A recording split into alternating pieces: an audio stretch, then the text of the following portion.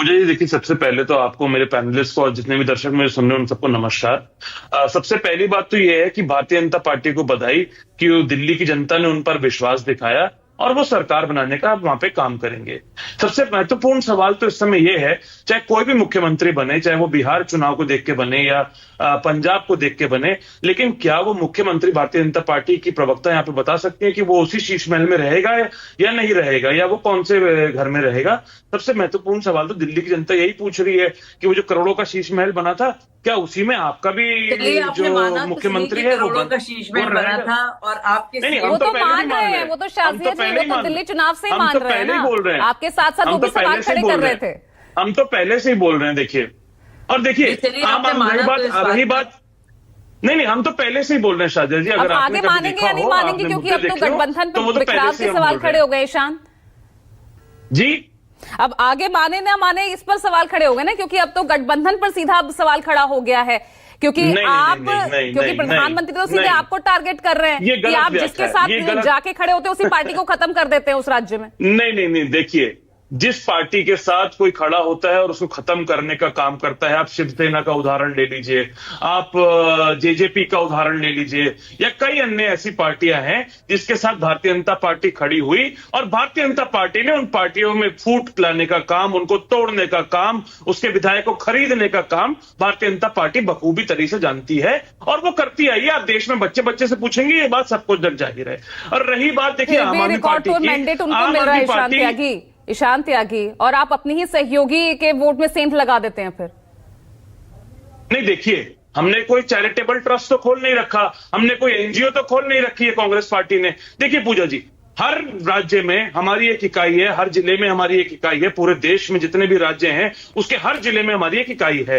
हर नेता की एक महत्वाकांक्षा है, हर नेता चाहता है कि कांग्रेस पार्टी की विचारधारा आगे बढ़े और कांग्रेस पार्टी की विचारधारा को लोगों तक पहुंचाया जाए, कांग्रेस पार्टी की वहां पर सरकार बने। और जहां जहां हमें लगता है, जहां जहां हमारे कार्यकर्ताओं को लगता है कि हमें अकेले चुनाव लड़ना चाहिए, हमें मुद्दा आधारित चुनाव लड़ना चाहिए, पार्टी को लगता है, नहीं लगता आपके सहयोगियों को लग रहा है कि साथ लड़े होते तो दिल्ली के नतीजे कुछ और होते? नहीं, देखिए, अगर हमारे सहयोगियों को, घटक दलों को ऐसा लग रहा है तो उन घटक दलों को सामने आना चाहिए था। जब केजरीवाल जी के, मैं आपको एक उदाहरण देता हूं, जब केजरीवाल जी को और हेमंत सोरेन जी को अरेस्ट किया गया था तो एक रैली हुई थी रामलीला मैदान में जिसमें 2 कुर्सियां खाली छोड़ी गई थी और उस अरेस्ट का विरोध किया गया था।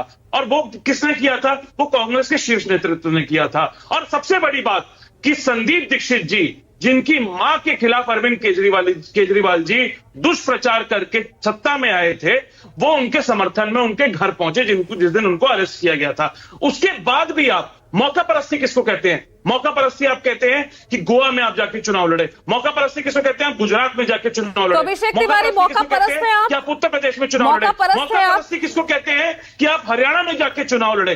तो तब इन घटक दलों को याद आना चाहिए था कि कांग्रेस पार्टी का भी जब वोट शेयर काटा गया, आजम साहब बैठे हैं, वो भी दावा, उनकी पार्टी भी दावा कर रही है ये गठबंधन और मजबूत होगा। अभिषेक तिवारी, मौका परस्ती दिखाई, दोस्त थे, ये क्या हो गया? सबसे थैंकलेस है ये, सबसे थैंकलेस हैं। और आज दिल्ली का इसीलिए को भगाया भी इसीलिए कि सबसे थैंकलेस व्यक्ति हैं। क्या ये बेशर्मी जैसी बात कर रहे हो ईशान त्यागी? आप थोड़ा धैर्य रखिए, आप पुण्य की क्षमता तो आपकी है। आप मुझे बोलने के बाद भी आप में इतना मानता है कि आप कैसे? अगर इतना ही मन में इतना विरोध और इतना गुस्सा होगा तो कैसे इंडिया गठबंधन मजबूत होगा? अब मैं जवाब दे दूं? अभिषेक तिवारी, देखिए, पहले तो भारतीय जनता पार्टी को thank you, Bharatiya Janata party को मैं शुभकामनाएं देता हूं कि वो दिल्ली विधानसभा चुनाव जीते हैं। दिल्ली विधानसभा चुनाव वो जीते हैं, दिल्ली की जनता ने उनको सत्ता में बैठाया है। बधाई तो आपने भी दी है ईशान त्यागी, सबसे बधाई की शुरुआत तो आपसे हुई है। पहली लाइन वहीं थी आपकी। क्यों थैंक यू बोल रहे हैं? एक मिनट पूजा जी, बस 30 सेकंड दीजिएगा, मैं बताता हूँ क्यों थैंक यू बोल रहे हैं। आम आदमी पार्टी का जो उद्गम हुआ था, आम आदमी पार्टी का जो उद्गम हुआ था वो आरएसएस और विवेकानंद फाउंडेशन की मदद से हुआ था। उनका एक ही ध्येय था, उनका एक ही लक्ष्य था कि कैसे न कैसे करके भारतीय जनता पार्टी को आपने तो 13 सीटों पर उतर कर 13 सीटों पर फाइट ऐसी कर दी कि बीजेपी को फायदा हो गया। इसीलिए ईशान त्यागी, ठीक है ईशान जी, बधाई नहीं दे रहे, थैंक यू बोल रहे हैं। ठीक है अभिषेक।